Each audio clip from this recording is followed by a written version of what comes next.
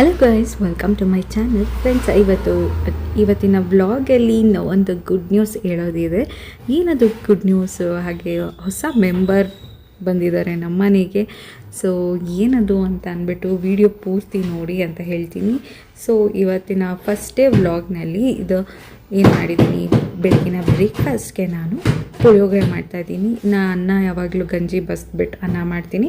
ತುಂಬ ಟೇಸ್ಟಿಯಾಗಿರುತ್ತೆ, ಏಕೆಂದರೆ ಊರಕ್ಕಿ ಆಗಿರೋದ್ರಿಂದ ತುಂಬ ಚೆನ್ನಾಗಿರುತ್ತೆ. ಕುಕ್ಕರ್ಗೆ ಹಾಕಿದ್ರೆ ಅಷ್ಟು ಟೇಸ್ಟ್ ಬರೋದು ಇಲ್ಲ, ಹಾಗೆ ಹೆಲ್ತ್ಗೂ ಅಷ್ಟು ಒಳ್ಳೆಯದಲ್ಲ ಅಂತಾರೆ. ಸೊ ಇತ್ತೀಚೆಗಂತೂ ನಾನು ಅದೇ ಥರನೇ ಮಾಡ್ತಾಯಿದ್ದೀನಿ. ಪುಳಿಯೋಗರೆ ಅಂತೂ ಮನೆ ತುಂಬ ಘಮ ಘಮ ಅಂತ ಹರಡ್ಬಿಟ್ಟಿದೆ. ಇನ್ನು ಸೂರ್ಯ ಕೂಡ ಇನ್ನೂ ಬಂದಿಲ್ಲ, ಸ್ವಲ್ಪ ಇನ್ನು ಮೋಡ ಥರನೇ ಇದೆ. ತುಂಬಾ ಚಳಿ ಆಗಿಬಿಟ್ಟಿದೆ ಇತ್ತೀಚೆಗಂತೂ ಬ್ಯಾಂಗ್ಳೂರಿನಲ್ಲಿ. ಸೊ ಇದರ ತಿಂಡಿ ಎಲ್ಲ ಮುಗಿಸ್ಕೊಂಡು ಸ್ವಲ್ಪ ಡಿಮಾರ್ಟ್ಗೆ ಹೋಗಬೇಕಾಗಿತ್ತು. ಎಣ್ಣೆ ಎಲ್ಲ ತೊಗೊಂಬರೋಣ, ಸ್ವಲ್ಪ ರೀಸನಬಲ್ ಪ್ರೈಸಿಗೆ ಸಿಗುತ್ತೆ ಅಲ್ಲಿ ಅಂತ ಅಂದ್ಬಿಟ್ಟು, ಸ್ವಲ್ಪ ಮನೆ ಹತ್ರನೇ ಇದೆ, ಕನಕಪುರ ರೋಡು, ಅಲ್ಲಿಗೆ ಹೋಗೋಣ ಅಂತ ಅಂದ್ಬಿಟ್ಟು ಹೊರಟಿದ್ದೀವಿ.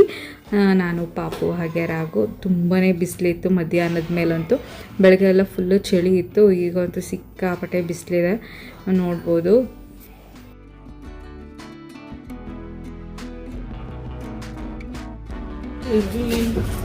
ಇವ್ರು ಹಿಂಗೆ ಬರ್ತಾರಲ್ಲ, ಹೆಂಗೆ ಹೋಗ್ತೀವಿ, ಯಾರು ಎಷ್ಟು ಬಿಸಿಲಿದೆ ಅಂದರೆ ಕಾರ್ಗಳು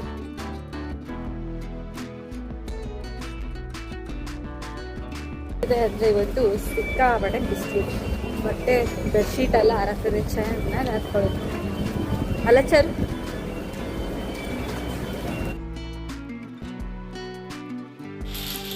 ಈಗ ಡಿಮಾರ್ಟಲ್ಲಿ ಫುಲ್ಲು ಆಚೆಗಡೆನೇ ಪಾರ್ಕಿಂಗ್ ಮಾಡೋದಕ್ಕೆ ಇದು ಮಾಡಿದ್ದಾರೆ. ಒಳಗಡೆ ಎಲ್ಲ ಸ್ವಲ್ಪ ರಶ್ ಅಂತ ಅಂದ್ಬಿಟ್ಟು ಈಗ ಆಚೆಗಡೆ ಪಾರ್ಕಿಂಗಿಗೆ ದೊಡ್ಡದಾಗೆಲ್ಲ ಮಾಡಿದ್ದಾರೆ. ಈಗ ಅಂಡರ್ಗ್ರೌಂಡಿಗೆ ಬಂದು ಲಿಫ್ಟಲ್ಲಿ ಹೋಗ್ತಾ ಇದ್ದೀವಿ. ಚಾರು ಅಂತ ಎಲ್ಲೋ ಹೊಸದಾಗಿ ಬಂದುಬಿಟ್ಟಿದ್ದೀವಿ. ನಾವು ಆಚೆ ಹೋಗೋದು ಸ್ವಲ್ಪ ಅಪರೂಪನೇ.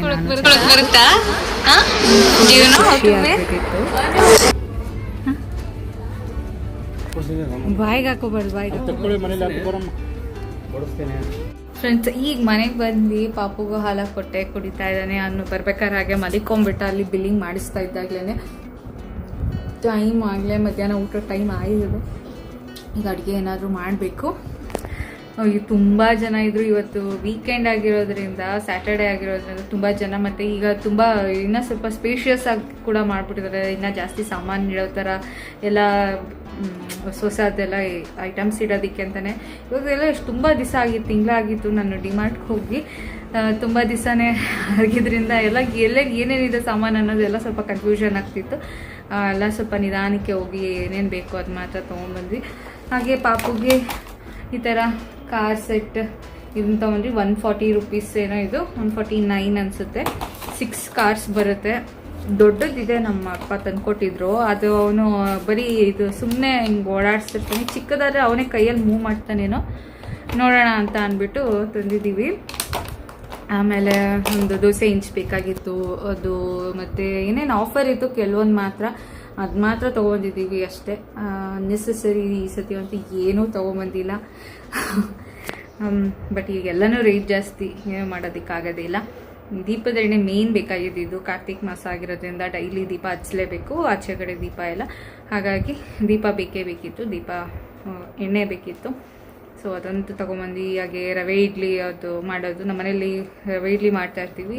ಸೊ GRBದು ಆಫರ್ ಇತ್ತು, ಅದು ಕೆಲವೊಂದೆಲ್ಲ ಆಫರ್ ಇರೋದಿದೆ, ಅದು ಮಾತ್ರ ತೊಗೊಂಬಂದಿದ್ದು. ಆಮೇಲೆ ತೋರಿಸ್ತೀನಿ ಏನೇನು ತೊಗೊಂಬಂದಿನಿ ಅಂತ ಅಂದ್ಬಿಟ್ಟೆಲ್ಲ.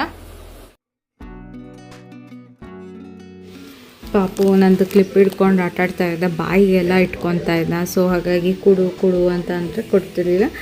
ಆಮೇಲೆ ಸ್ವಲ್ಪ ಹೊತ್ತು ಆದಮೇಲೆ ಕ್ಯೂಮಿ ಅಂತ ಹಿಂಗೆ ಮಾತಾಡಿಸ್ಕೊಂಡು ಆಮೇಲೆ ಕೊಡ್ತಾ ಇದ್ದ.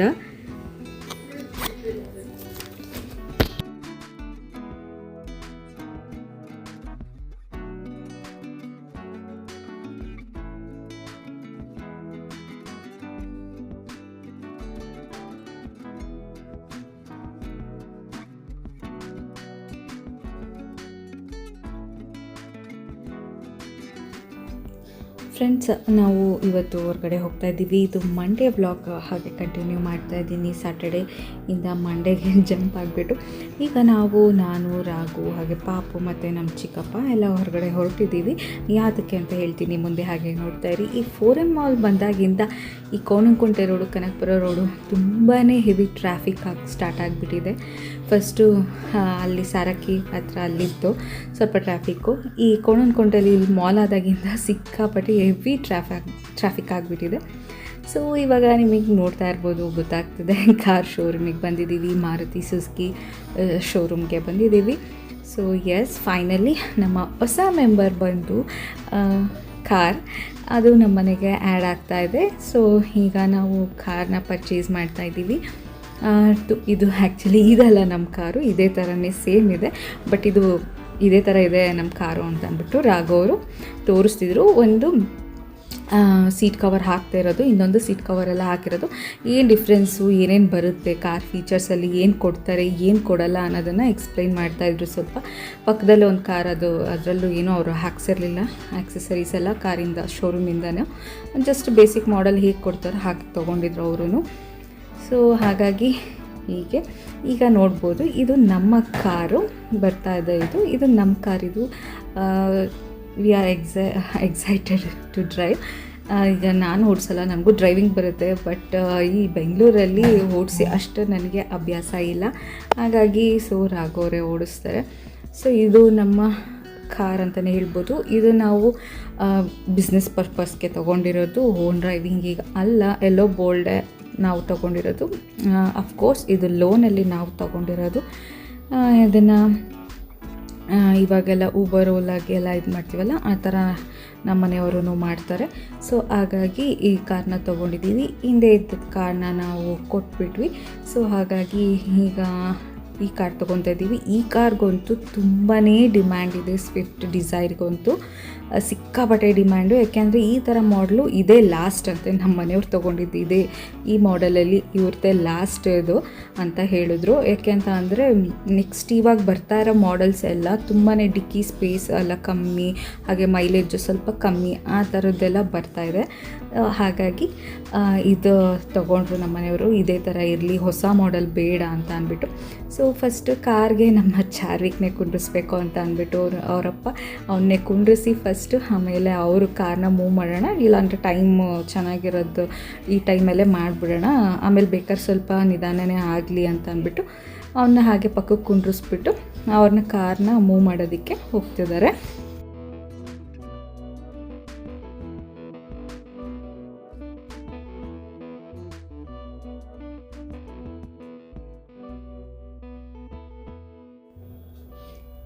ನಮ್ಮ ಚಾರ್ವಿಕ್ ಅಂತ ಗೇರ್ ಎಳಿಯೋಕ್ಕೆ ಹೋಗೋದು, ಸ್ಟೀರಿಂಗ್ ತಿರುಗಿಸೋದು, ಅದನ್ನು ಯಾವಾಗಲೂ ಮಾಡ್ತಿರ್ತಾನೆ. ಇತ್ತೀಚೆಗಂತೂ ಇವಾಗಂತೂ ತುಂಬಾ. ಈಗ ಪಕ್ಕದಲ್ಲಿ ಸೈಡಲ್ಲಿ ಕುಂಡ್ರಿಸ್ಬಿಟ್ಟಿರೋದಕ್ಕೆ, ನಾನು ಎಲ್ಲ ಆಚೆ ಇರೋದಕ್ಕೆ ಏನಾಗ್ತಿದೆ ಏನು ಅಂತ ಅಂದ್ಬಿಟ್ಟು ಒಂಥರ ಇದರಲ್ಲಿ ನೋಡ್ಕೊಂಡು ಕೂತಿದ್ದಾನೆ ಕಾರಲ್ಲಿ. ಸ್ವಲ್ಪ ಭಯ ಥರ, ಏನಾಗ್ತಾಯಿದೆ, ನನ್ನ ಒಬ್ಳನ್ನೇ ಕುಂಡ್ರಿಸ್ಬಿಟ್ಟಿದ್ದಾರಲ್ಲ, ಅಮ್ಮ ಇಲ್ವಲ್ಲ ಅಂತ ಅಂದ್ಬಿಟ್ಟು ಹಂಗೆ ನನ್ನೇ ನೋಡ್ತಾ ಇದ್ದ ಒಳಗಡೆ ಕೂತ್ಕೊಂಡು.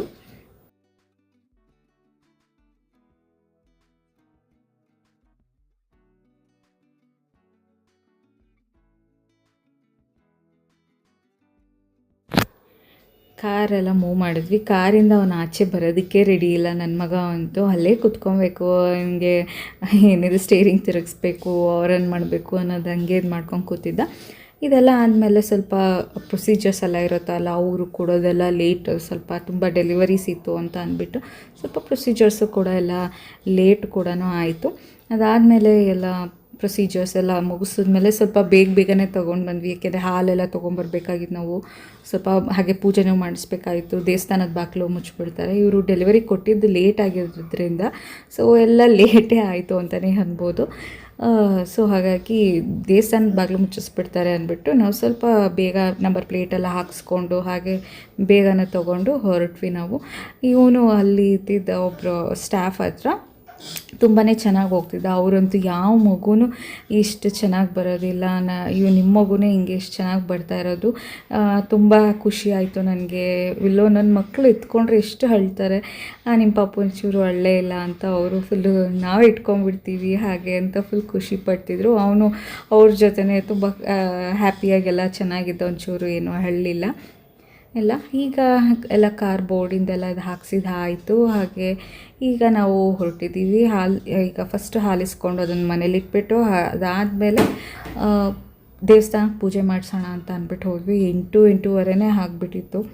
ಸೊ ನೋಡೋಣ ಅಂತ ಅಂದ್ಬಿಟ್ಟು ಹೊರಟ್ವಿ.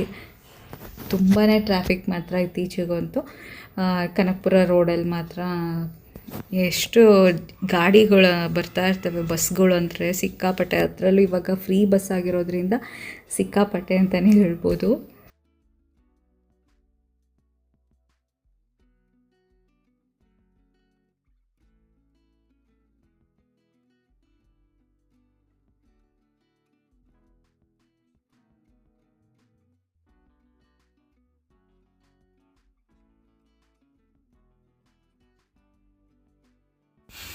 ಈಗ ನಮ್ಮ ಮನೆ ನಿಯರ್ ಬೈ ಒಂದು ಗಣೇಶ ದೇವಸ್ಥಾನ ಇದೆ, ಅಲ್ಲಿಗೆ ಬಂದಿದ್ದೀವಿ. ಓಪನ್ ಇತ್ತು ಅಂತ ಅಂದ್ಬಿಟ್ಟು. ಇವಾಗ ಕಾರ್ತಿಕ್ ಸೋಮವಾರ ಇದ್ದಿರೋದ್ರಿಂದ ತುಂಬಾ ಎಲ್ಲ ದೇವಸ್ಥಾನಗಳು ಫುಲ್ಲು ರಶ್ ಕೂಡ ಇತ್ತು.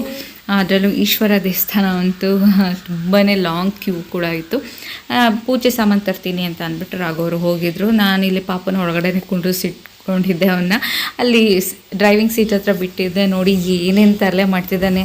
ಹೊಸದು ಕವರ್ ಆಗಲೇ ಕಿತ್ತಾಕೋದಕ್ಕೆ, ಸ್ಟೇರಿಂಗ್ನ ಇದು ಮಾಡೋದಕ್ಕೆ ಎಲ್ಲ ಮಾಡ್ತಿದ್ದ.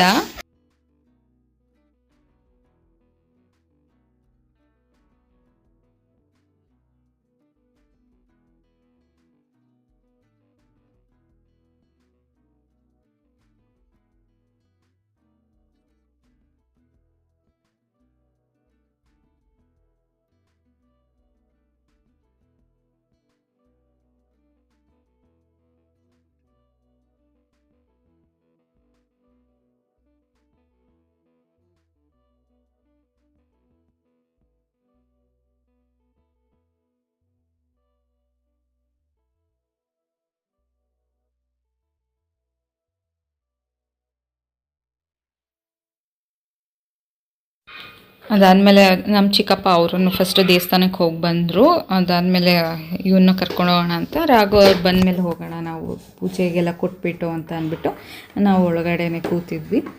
ಸೊ ಇವನು ತುಂಟಾಟ ಇನ್ನೂ ಜಾಸ್ತಿನೇ ಇತ್ತು. ಅವನೇ ಕಾರ್ ಓಡಿಸೋ ಥರ ನಿಂತ್ಕೊಂಡ್ಬಿಟ್ಟು ಫುಲ್ಲು ಓಡಿಸ್ತಾಯಿದ್ರು. ನಮ್ಮ ಚಿಕ್ಕಪ್ಪನೂ ಪಾಪನ ಹಾಗೆ ಆಟ ಆಡಿಸ್ತಾಯಿದ್ರು.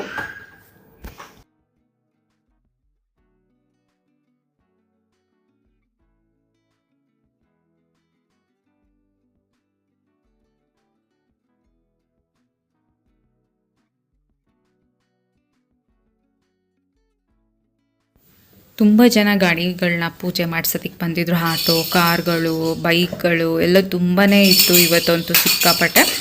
ಒಂದಾದಮೇಲೆ ಒಂದು ನಮ್ಮದು ಇವಾಗ ಮಾಡೋಣ ಅಂತ ಅಂದ್ಬಿಟ್ಟು ಕಾರ್ನ ಈ ಕಡೆ ನಿಲ್ಲಿಸಿ ಅಂತ ಹೇಳಿದರು. ಸೊ ರಾಘವರು ರಿವರ್ಸ್ ತೆಗೆದ್ಬಿಟ್ಟು ಈ ಕಡೆ ಹಿಂಗೆ ನಿಲ್ಲಿಸ್ತಾ ಇದ್ದಾರೆ. ನೋಡ್ಬೋದು ಆಲ್ರೆಡಿ ಒಂದು ಆಟೋನು ಹಾಗೆ ಎಲ್ಲ ಪೂಜೆ ಮಾಡೋದಕ್ಕೆಲ್ಲ ನಿಲ್ಲಿಸಿದ್ದಾರೆ. ಎಲ್ಲ ಒಟ್ಟಿಗೆ ಒಂದೇ ಸತಿ ಮಂತ್ರ ಹೇಳಿ ಪೂಜೆ ಇದು ಮಾಡಿಸ್ತಾರೆ.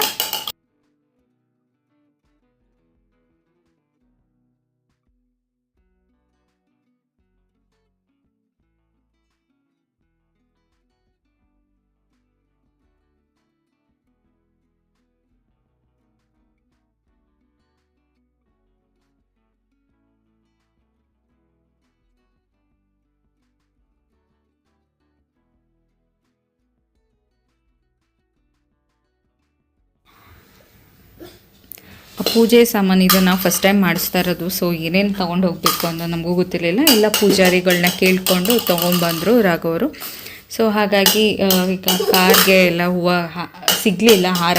ಸೊ ಸೇವಂತಿಗೆ ಹೂವು ಸಿಕ್ತು, ಸೇವಂತಿಗೆ ಹೂವು. ಹಾಗಾಗಿ ಅದನ್ನೇ ಕಟ್ತಿದ್ದೀವಿ. ಇನ್ನೇನು ಮಾಡೋದು, ಇವಾಗ ಫುಲ್ ನೈಟ್ ಬೇರೆ ಆಯ್ತಲ್ಲ, ಇನ್ನೇನು ಸಿಗೋದಿಲ್ಲ. ಬೇರೆ ಕಡೆಯಿಂದ ಹೋದ್ರೆ ಲೇಟ್ ಆಗುತ್ತೆ ಅಂದ್ಬಿಟ್ಟು ಯಾವ್ದು ಸಿಕ್ತೋ ಅದು ಸಿಕ್ತು. ಪಕ್ಕದವರು ಅವರು ಅಲ್ಲೇ ತೊಗೊಬಂದರು. ಅವರು ಸೇವಂತಿಗೆ ಹೂವನೇ ಕಟ್ಟಿದ್ರು ಅವ್ರೂ ಕೂಡ. ಸರಿ ಅಂತ ಅಂದ್ಬಿಟ್ಟು ನಾನು ಕೆಳಗಡೆ ಎಲ್ಲ ಇದು ಪೂಜೆ ಸಾಮಾನು ಜೋಡಿಸಿ ಅಂತ ಅಂದ್ಬಿಟ್ಟು ಹೇಳಿದರು. ನಾನು ಕೆಳಗಡೆ ಎಲ್ಲ ಜೋಡಿಸಿದೆ. ಅಷ್ಟೊತ್ತಿಗೆ ಅವರು ಹೂವು ಎಲ್ಲ ಮೇಲ್ಗಡೆ ಕಾರ್ಗೆ ಹಾಕಿದ್ರು. ಈಗ ಎರಡು ಗಾಡಿಗಳಿಗೂ ಒಂದೇ ಸತಿ ಮಂತ್ರ ಹೇಳಿ ಇದು ಮಾಡ್ತಾರೆ, ಪೂಜೆ ಎಲ್ಲ ಮಾಡಿಸ್ತಾರೆ. ಅಕ್ಷತೆ ಕೊಟ್ಟು ನಮಗೆ ನಿಲ್ಲಿಸಿದ್ರು. ನಾನು ಹೇಳ್ದಾಗ ಹಾಕಿ ಅಂತ ಅಂದ್ಬಿಟ್ಟು.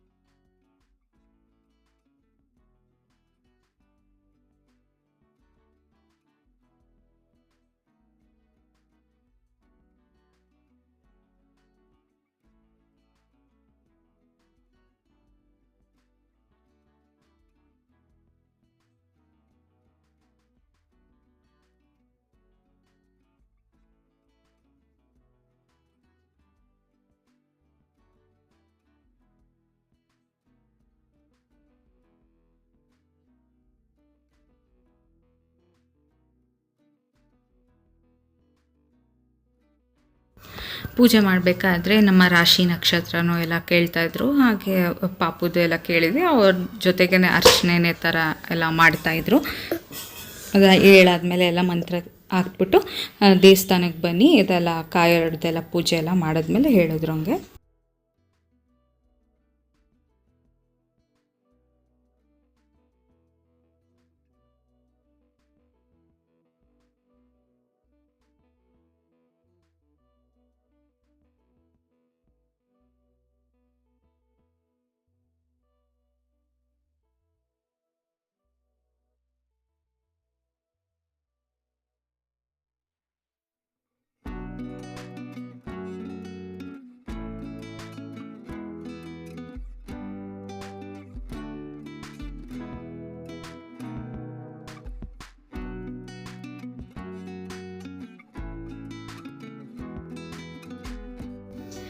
ಇದೇ ನಮ್ಮ ಮನೆಯ ಹೊಸ ಮೆಂಬರ್, ಹೊಸ ಸದಸ್ಯ ಅಂತಲೇ ಹೇಳ್ಬೋದು.